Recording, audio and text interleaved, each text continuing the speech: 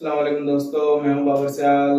आप देख रहे हैं textile age by Babar Siyal.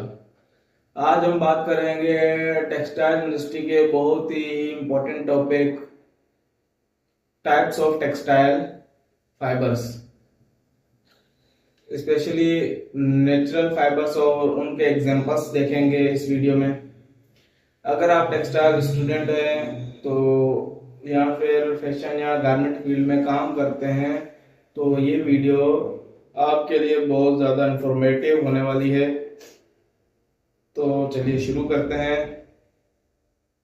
Textile fibre की दो मेन कैटेगरीज होती हैं। सबसे पहली नेचुरल फाइबर्स, जो सीधा हमें नेचर से मिलते हैं, और सेकंड टाइप है मैन-मेड या सिंथेटिक फाइबर्स, जो केमिकल प्रोसेस से बनाए जाते हैं।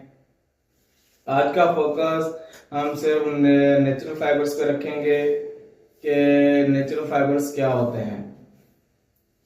नेचुरल फाइबर्स वो हैं जो हम प्लांट्स, एनिमल्स या मिनरल से डायरेक्ट लेते हैं, बिना ज़्यादा केमिकल मॉडिफिकेशन के। इनका फील कंफर्ट, ब्रीथेबिलिटी सिंथेटिक फाइबर से ज़्यादा होता है, इसलिए ये फैशंस, होम टेक्सटाइल्स और लग्जरी फैब्रिक्स में बहुत ज़्यादा यूज़ होते हैं। तो सबसे पहला है प्लांट बेस्ड फाइबर्स कौन से हैं। प्लांट फाइबर्स में मेन रो जो है वो सेलुलोज होता है, वो और सेलुलोज जो है कि ऑर्गेनिक कंपाउंड है। प्लांट के सेल वॉल्स में ये हमें सेल वॉल से हमें हासिल होता है। For example cotton, cotton plant seed hair से मिलता है, सॉफ्ट है, ब्रीथेबल है और मॉइस्चर एब्जॉर्बेंट होता है। कॉमनली शेड्स में, बेडशीट में, टॉवल्स के अंदर इसको यूज किया जाता है। लिनन या फ्लेक्स जिसे कहते हैं, फ्लेक्स प्लांट के स्टेम से हमें मिलता है। स्ट्रॉन्ग होता है, स्मूथ होता है, स्मूथ स्ट्रक्चर होता है और समर गारमेंट के लिए परफेक्ट है। और उसके बाद है कोकोनट से मिलता है, कोयर जिसे कहते हैं।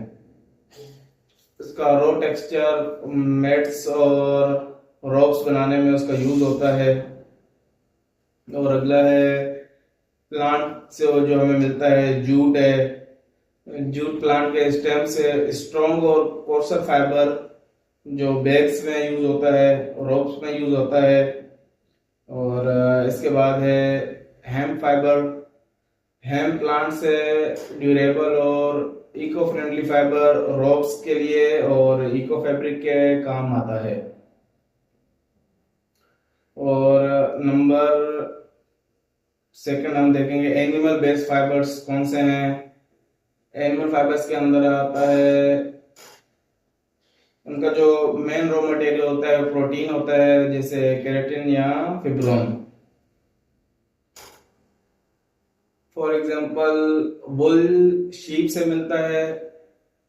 वार्म, इलास्टिक और wrinkle resistant sweaters, coats, blankets के अंदर यूज किया जाता है उसे। सिल्क, सिल्क वॉर्म के कोकून से मिलता है। स्मूथ, शाइनी और लग्जरी फील साड़ीज, टाइज और स्कार्फ वगैरह में वो फेमस है। अल्पाका, अल्लामा या camel hairs special warm garment बनाने के लिए यूज में आते हैं। कश्मीरी गोट से वेरी सॉफ्ट और एक्सपेंसिव फाइबर हमें मिलता है। नंबर 3 पे हम देखेंगे मिनरल बेस्ड फाइबर कौन से हैं। ये रियर टाइप है, सबसे ज्यादा मशहूर एग्जांपल है एस्बेस्टोस, जो नेचुरली एकरिंग मिनरल से बनता है, बिल्कुल हीट रेजिस्टेंस होता है, लेकिन हेल्थ कंसर्न की वजह से अब ज्यादा यूज नहीं होता। और अगर हम बात करें कि एडवांटेजेस क्या हैं नेचुरल फाइबर्स के, तो कुछ इनके मेजर बेनिफिट्स हैं। फॉर एग्जांपल ब्रीथेबल और कंफर्टेबल, बायोडिग्रेडेबल मतलब के एनवायरमेंटल फ्रेंडली, मॉइस्चर एब्जॉर्बेंट, अगर हम इनका ड्रॉबैक ये है कि देखें कि ये रिंकल इजीली होते हैं, श्रिंक हो सकते हैं और इंसेक्ट्स जो है इन्हें डैमेज कर सकते हैं। तो दोस्तों ये थी एक नेचुरल फाइबर्स का सिर्फ मैंने नाम्स बताए हैं आपको, और उनके एडवांटेजेस भी देखे हमने और ड्रॉबैक्स भी देखे। बाकी अगली हम बात करेंगे सेमी सिंथेटिक फाइबर्स के बारे में, जो नेचुरल और केमिकल दोनों से मिला के बनाया जाता है।